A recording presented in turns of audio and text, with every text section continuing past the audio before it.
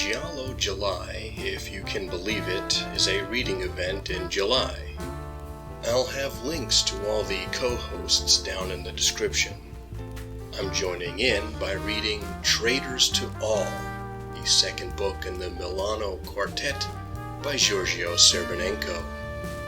Spring of 1966 in Milan, Italy, and Duca Lamberti should be working on a way to get back his medical license. Instead, he's irritated by coincidences. A car plunges into a canal, and the two passengers drown. One passenger, named Turiddu Sompani, was a crooked lawyer and had once been Lamberti's cellmate.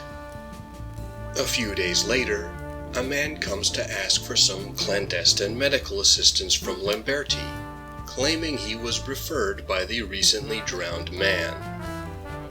A little research on Lamberti's part reveals other people connected to Sompani have also died in the same canal. With some loaned equipment and manpower from the Milan police, Lamberti begins constructing a trap for what he suspects is a criminal network operating in northern Italy and across borders too. As he has drawn deeper into the investigation, Lamberti wonders if he's doing the right thing. Is he putting himself in needless danger, or is he the only one with the mind and the willingness to see the job through to the end, no matter where it goes? Traitors to All has the violence and sleaze you expect, but its style is more like moody noir than melodramatic exploitation, as is sometimes the case with Giallo. A central idea to the whole novel is the concept of transformation.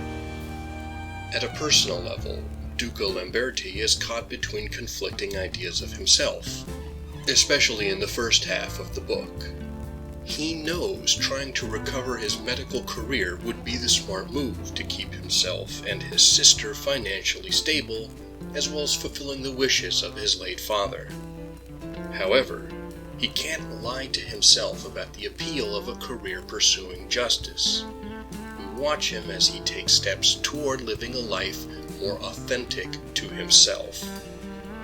A dark reflection of this is what we learn about Turiddu Sompani and Adele Tarini, who emerged from the chaos of World War II with altered identities. For them, however, it is a mask to hide their true selves and their monstrous deeds. At the macro scale, this same notion of transformation is taking place in Milan and more generally the whole of Italy as it emerges into prosperity and notoriety, leaving behind the nightmare days of fascism. Post-war Italy has greater affluence and stability, but the reader wonders if this too is a mask.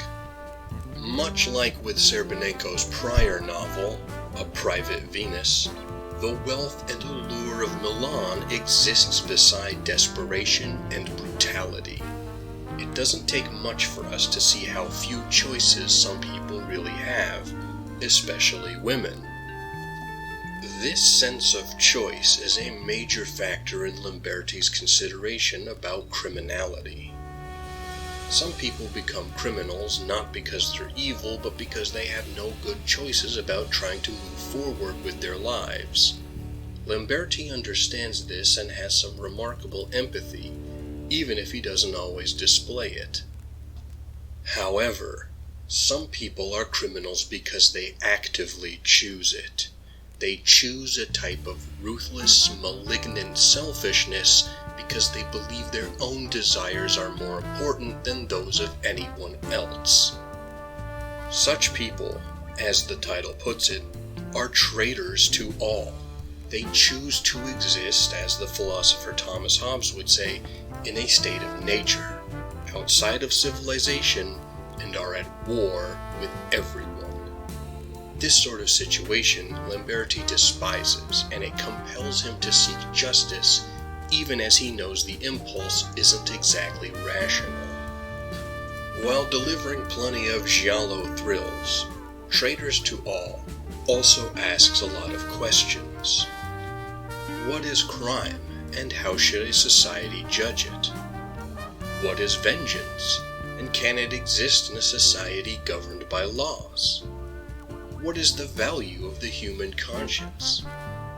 What is society supposed to do with people who don't have one? To these questions, there are no easy answers worth having, but the book does explore these thoughts.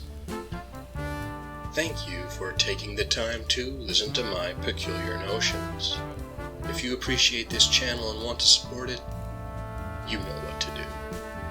You can also take a moment to like, comment, share, or subscribe to the channel of another YouTube creator you enjoy, maybe even some of those participating in Giallo July. Until next time, enjoy some Giallo, live, and be well.